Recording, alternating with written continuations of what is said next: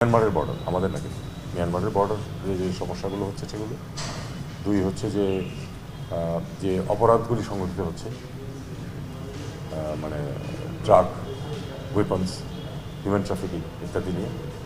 আর তিন হলো যে মিয়ানমারের ভবিষ্যৎ রাজনৈতিক ব্যবস্থা ইত্যাদি।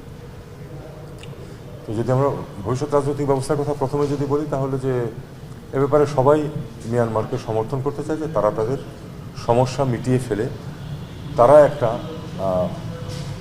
তাদের জন্য একটা পথ ঠিক করুক। একজন অবশ্যই একটু বলেছিলেন যে একটা ফেডারেল স্ট্রাকচার প্রত্যাশিত। এটা এমনিতেও হয়তো সবাই হয়তো প্রত্যাশা করছে যে কিছু একটা ফেডারেল স্ট্রাকচার দাঁড়াবে, কারণ কেউই বিশ্বাস করেন না যে মিয়ানমার আজকে থেকে 3 বছর বা 5 বছর আগে যেটা ছিল ঠিক সেই অবস্থায় ফিরে যাবে, এটা কেউ প্রত্যাশা করে না। যদি করতেও প্রত্যাশা, তাহলে আসলে এই তো আলোচনার দরকারও ছিল না। যাই হোক, এটা এই পর্যন্ত। তবে সবাই যেটা বলেছে যে আমরা মিয়ানমারকে সমর্থন করবো, তারা করুক, তারা কীভাবে করতে চায় আমরা ইন্টারফেয়ার করবো না, কিন্তু আমরা চাই যে এটা সমাধান হোক। এটাই ছিল মূল বক্তব্য। বর্ডারের ব্যাপারে প্রধানত যে উত্তর এবং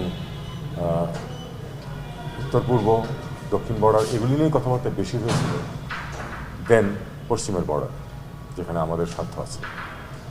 বেশিরভাগ তাদের কতগুলো জিনিস আছে। একটা হলো যে স্ক্যান সেন্টার কতগুলি গড়ে উঠেছে, যেটাতে আসলে ইন্টারনেট এর মাধ্যমে বিভিন্ন ধরনের অপরাধ সংঘটিত হয়। সেই অপরাধগুলি নিয়ে তারা খুব কনসার্ন। আর এছাড়া ড্রাগস ইত্যাদি তো আছে। এবং তৃতীয় বিষয় যেটা ছিল যে অপরাধ এবং বর্ডারের প্রসঙ্গেও, অপরাধ এবং বর্ডার খুব কাছাকাছি দুটোই ইস্যু।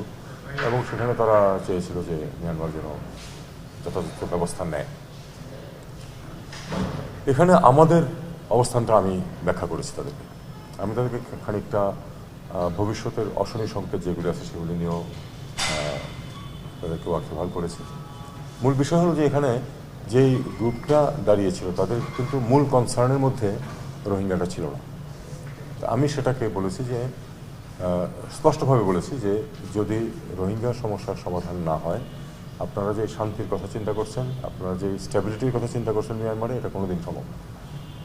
এবং আমি তাদেরকে এটাও বলেছি যে আপনাদেরকে দেখতে হবে ডেমোগ্রাফিক প্যাটার্ন যেটা আছে এই রোহিঙ্গাদের মধ্যে যারা এখানে আছে, তাদের একটা বড় অংশ হচ্ছে এখনও শিশু, অনেকে টিনেজার, এবং 20-এর দশকে বয়স বেশিরভাগই। এই মানুষগুলোর সামনে যদি আপনারা কোনো আশা দেখাতে না পারেন, যদি at the end of the tunnel কোনো আলো দেখা না যায়, তাহলে তারা কিন্তু ডেসপারেট হবে, এবং ডেসপারেট মানুষ কিন্তু ডেসপারেট কার্যকলাপ করবে। সেটা আপনারা পছন্দ করুন বা না করুন, এটা আমি তাদেরকে স্পষ্ট করে বলেছি কথাটা। আর আরেকটা কথা বলেছি, আপনারা যে 3টা বিষয় নিয়ে আলোচনা করছেন, একটিও ঠিক হবে না যদি এই রোহিঙ্গা সমস্যার সমাধান না করা হয়। কারণ 3টাতেই রোহিঙ্গারা এবং তাদের অবস্থানের কারণে পরিস্থিতি জড়িত। অপরাধীরা আছে দুই পক্ষেরই, বর্ডারের এপারে ওপারে, প্লাস রোহিঙ্গা ক্যাম্পে অপরাধীরা আছে, এবং তারা প্রচুর পয়সা কামাই করছে অপরাধের মাধ্যমে।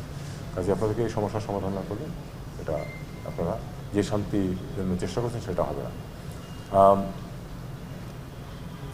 রোহিঙ্গাদের প্রসঙ্গে আমি যেটা বলেছি, মিয়ানমারকে যেটা বলেছি, সেটা হলো যে তোমাদের যে বর্ডার, সেই বর্ডারে তো তোমাদের নিয়ন্ত্রণ নাই, সেটা সম্পূর্ণভাবে একটা নন স্টেট অ্যাক্টরের কাছে চলে গেছে। এখন আমরা তো একটা রাষ্ট্র হিসাবে নন স্টেট অ্যাক্টরের সাথে নেগোসিয়েট করতে পারি না।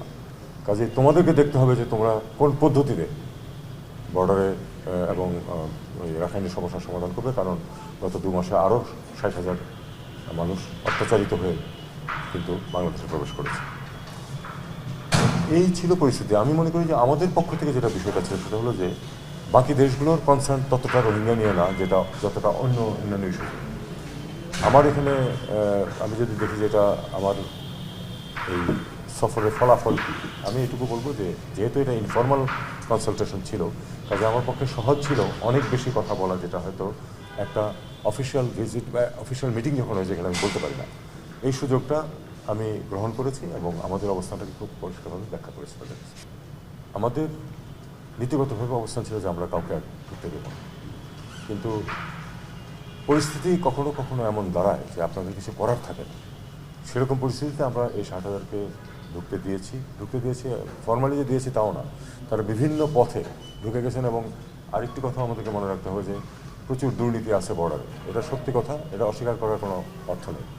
দুর্নীতির মাধ্যমে প্রচুর ঢুকে যাচ্ছে, নৌকা দিয়ে ঢুকছে। ব্যাপারটা হলো যে একটা শুধু বর্ডার দিয়ে যে ঢুকছে তা তো না, বিভিন্ন জায়গায় দিয়ে ঢুকে যাচ্ছে।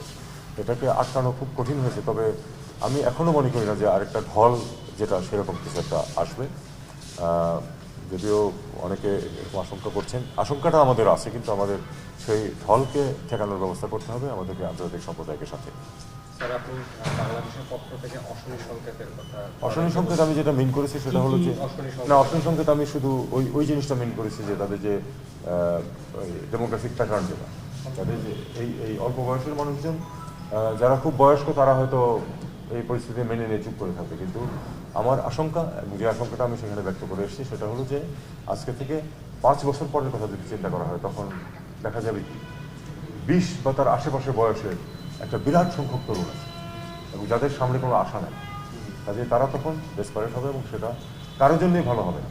আমি বলেছি যে সমস্যাটা আমাদের বেশি হবে ঠিকই, কিন্তু তোমাদের প্রত্যেকেরই সমস্যা হবে। ইতিমধ্যেই কিন্তু একেবারে অস্ট্রেলিয়া পর্যন্ত পৌঁছে গেছে কিন্তু নৌকাতে করে কিছু কিছু রোহিঙ্গা। কাজে এই সমস্যা শুধু বাংলাদেশের এখন পর্যন্ত ছিল, কিন্তু আর থাকবে না সেরকম। আমাদের সবার জন্য সমস্যা হবে, তাই সেরকম আমাদের একটা ছোট্ট বিষয় স্যার, মিয়ানমারের তরফ থেকে বর্ডারিং কান্ট্রিগুলোকে অ্যাকিউজ করা হয়েছে যে ইউসিড ড্রাগ ট্রাফিকিং, আর্মস ট্রাফিকিং এর জন্য। না, এরকম কোনো অ্যাকিউজেশন এখানে করেনি, বরং সবাই মিয়ানমারকে বলেছে যে তারা যেন নিয়ন্ত্রণ নেয় এবং এই সমস্যাগুলো পার্শ্ববর্তী দেশগুলোকে এফেক্ট করছে।